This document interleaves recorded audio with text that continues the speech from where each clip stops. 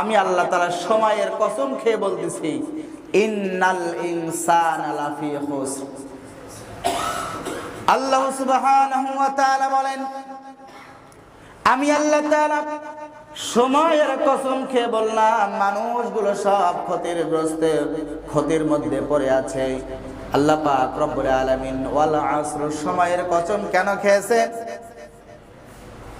ইমাম রাজি ফখরুদ্দীন রহমাতুল্লাহি আলাইহি তাফসিরে কাবীর নামক একটা বিশাল গ্রন্থ, এই তাফসিরে লিখতে গিয়া লিখতে যখন সূরা আসরের তাফসিরটা লিখবে, সূরা আসরের মধ্যে আল্লাহ তাআলা সময়ের কসম কেন খেয়েছে এই কথা যখন লিখবে, ওই চিন্তা করে বুঝে উঠতে পারতেছেন না আল্লাহ তাআলা কেন সময়ের কসম খেয়েছে।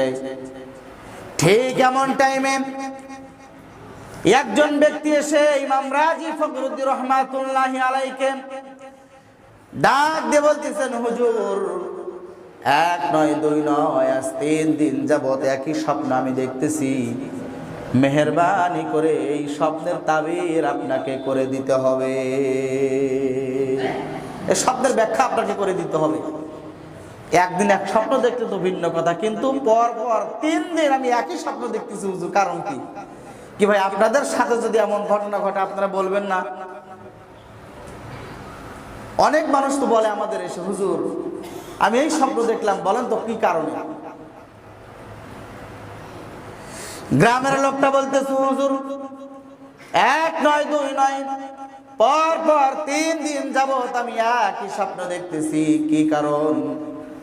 ইমাম রাজি ফখরুদ্দীন রহমাতুল্লাহি আলাইহি বলে, ওগো আল্লাহর বান্দা, আমি নিজে একটা পেরেশানির মধ্যে আছি। আল্লাহর কোরআনের তাফসীর লিখতে গিয়ে আল্লাহ তাআলা সময়ের কসম কেন খেয়েছে আমি এটা বুঝে উঠতে পারতেছি না। দয়া করে তুমি আমার এখন বিরক্ত করো না, পরে এক সময় আসো, অবসর টাইমে আসো, তোমার প্রশ্নের জবাব দিয়ে দেব, তোমার প্রশ্নের ব্যাখ্যা, তোমার স্বপ্নের ব্যাখ্যা আমি করে দেব। গ্রামের সাধারণ মানুষ নাসরবান্দা ছাড়ে না, ইমাম রাজি ফখরুদ্দীন রহমাতুল্লাহি আলাইহি উনিও ছাড়তেছে না, গ্রামের লোকটাও ছাড়ে না। এক পর্যায়ে বিরক্ত হয়ে বলতেছেন, ওগো আল্লাহর বান্দা, কি স্বপ্ন দেখেছো? সময় খুব কম, খুব তাড়াতাড়ি করে তুমি আমাকে শোনাও। আল্লাহর বান্দা এবার গ্রামের ওই সাধারণ মানুষটা বলতেছে, হুজুর রাত্রবেলায় ইশার নামাজ আদায় করে খানা খেয়ে যখন আমি ঘুমের ঘরে চলে যাই, ঘুমের ঘরে স্বপ্নের মধ্যে আমি দেখি আমি একটা মাঠের মধ্যে অবস্থান করতেছি, মাঠের মধ্যে দাঁড়িয়ে আছি। হুজুর হঠাৎ করে লক্ষ্য করে দেখি আমার পিছন দিক থেকে একটা বাঘ আমার দিকে ধেয়ে আসতেছে, আমারে ধরলেই খেয়ে ফেলবে। বাঘ আমার দিকে তেড়ে আসতেছে, বাঘ আমারে ধরতে পারলেই খেয়ে ফেলবে। সামনের দিকে দৌড়ে লাগালাম, জীবন তো বাঁচানো লাগবে। সামনের দিকে দৌড়াইতে মরুভূমির পথ, মরুভূমি, যেখানে গাছপালা তেমন কোনো কিছুই পাওয়া যায় না, আশ্রয় নেওয়ার মতো তেমন কোনো কিছুই নাই। আমি সামনে চলতে গিয়ে দেখলাম একটা গাছ। চিন্তা করলাম এই গাছের ডালে যদি চড়ে বসি হয়তো বা বাঘ আমারে খেতে পারবে না। এই জীবন বাঁচানোর তাগিদে, জীবন বাঁচানোর আশায় গাছের ডালের উপর চড়ে বসলাম। কিন্তু হুজুর এক বিপদ থেকে বাঁচার জন্য গাছের ডালে উঠলাম, কিন্তু লক্ষ্য করে দেখি 1 নয় 2 নয়, বেশ কয়েকটা আরো বিপদ আবার মাথার উপরে চেপে বসলো। বিপদ তো একটার থেকে বাঁচার জন্যই তো গাছের ডালে উঠলাম। গাছের ডালে যখন চড়ে বসলাম, চড়ে বসার পরে লক্ষ্য করে দেখলাম নিচে তো বাঘ উপরের দিকে তাকায়া হা করে আছে, আর ডালের গোড়ার দিকে তাকায়া দেখি 2টা ইন্দুর। তাফসীরের কিতাবে এসেছে সাদা ইন্দুর আর কালো ইন্দুর, 2টা ইন্দুর ওই গাছের গোড়ার, ওই ডালের গোড়া কাটতেছে। প্রিয় মুসলমান ভাইরা আমার, সময় যেহেতু কম, লম্বা ঘটনা সংক্ষেপে বলে দেখেন। উনি বলতেছে, হুজুর শুধু এতটুকু নয়, শেষ নাই।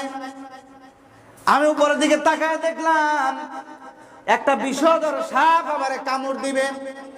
আমার মাথার একটু উপরেই সে ঝুলতেছে, আমারে কামড় দিবে ভাব। তাহলে নিচে আছে বাঘ, আর সাইডে ইন্দুর, ডাল 2টা কাটতেছে, ডালটা 2টা ইন্দুর কাটতেছে, আর উপরে একটা বিষধর সাপ আমারে সবল দিবে, কামড় দিবে।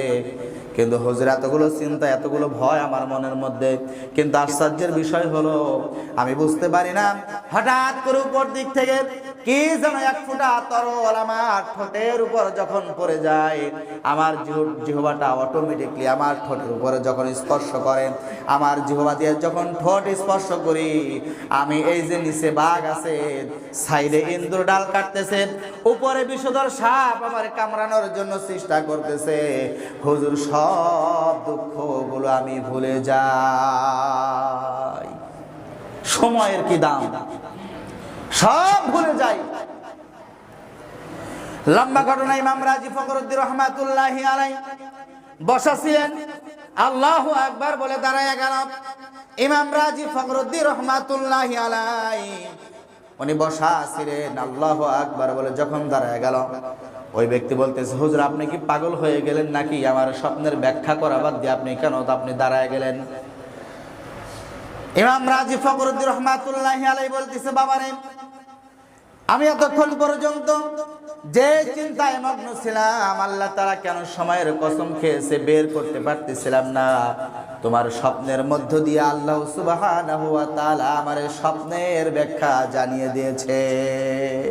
সুবহানাল্লাহ বলবেন না?